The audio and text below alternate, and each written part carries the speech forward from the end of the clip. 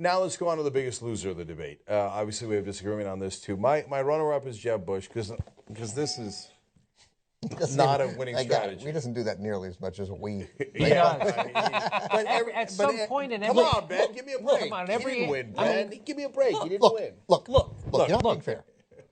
So, because here's the thing, you already know Rand Paul lost, you already know Ben Carson lost. Those are not interesting conversations. Yeah. So Rubio and Cruz and Christie and Kasich are still in the race. But tonight, Jeb Bush was done. But he's still runner-up. I'm not saying that he got some electrifying thing. I'm just saying that I thought he did well. And if you came at this and just saw this debate, he's the guy. If I have to vote for one of these guys, I'd vote for that guy. No, I'm with Jimmy. I'd vote for Kasich. No, actually, I'd vote for one of those guys. No, I'm sorry. From tonight's debate, I definitely vote for Rand Paul. Yes. He had actually two good answers. Well, I don't mean politically. Like policy-wise, it's the first time any Republican has been right about two issues in a debate. I would not only not vote for Rand Paul, I would drop his class.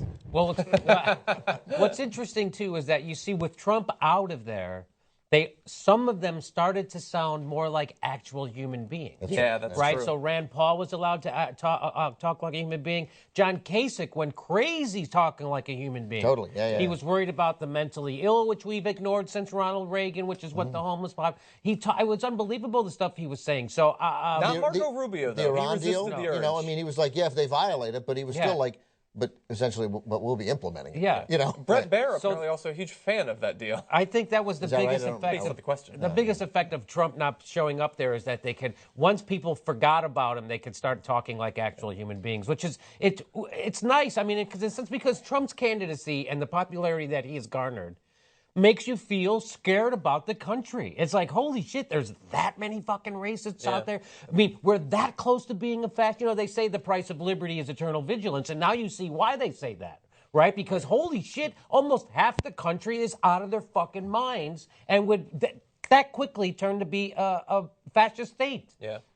So he's exposed at least that possibility. Okay, but getting back to the loser, I think Rubio was the ultimate loser. I think he got crushed on 3 different questions.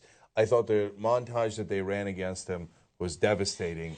And he seemed like a fake politician. I mean, to the point you guys were making, the only guy who was impervious to being real for a second was Marco Rubio. And the voters are saying that they don't like fake politicians. They want an outsider. Here's a guy being a fake politician, and then who got exposed as a liar. I thought he did miserably today. The theory was he had, Marco-mentum. But he was at 18 in the phone polls where they talked to real people. He was 7 points behind Cruz in 2 polls. I mean, he was clearly surging and a pretty good position in New Hampshire too. And remember, Kasich was just talking to New Hampshire the whole time, So I think that momentum died. I've been more impressed by Rubio than you have. I mean, impressed seems like the wrong word.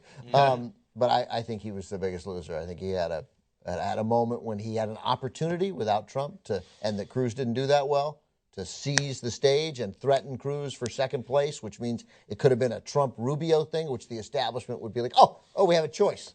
Now we know who to back.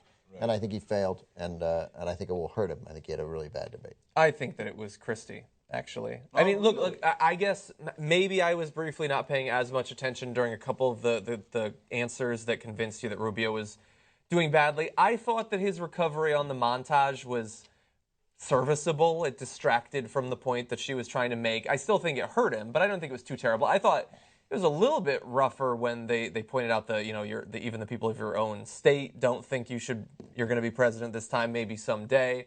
That all hurt him, but I think that he and Cruz, if you're looking for an alternative to Trump, and Jeb Bush just doesn't get you going as he does for so few, I think that they're far more interesting as candidates than Christie. I think Christie tries to combine the same sort of warmongering that you're already getting from Ted Cruz and Marco Rubio with an economic message that I could not even put 3 facts to. I don't even know what his positions are. And then you combine that with really unsubtle, juvenile 9/11 talk about how my family was close to 9/11. And then he keeps saying prosecutor, prosecutor, prosecutor. Whatever, it made sense a year and a half ago when we were saying maybe someday he'll be a candidate before Bridgegate. But I think he's just a terrible candidate, I think. All right. And Jimmy, biggest loser? I think I would say Rubio tonight with you. I think it did hurt him, and he did look like all the things that people hate about politicians. I'd say Kasich biggest winner, him the biggest loser. Yep. All right. 3 out of 4. Rubio, loser.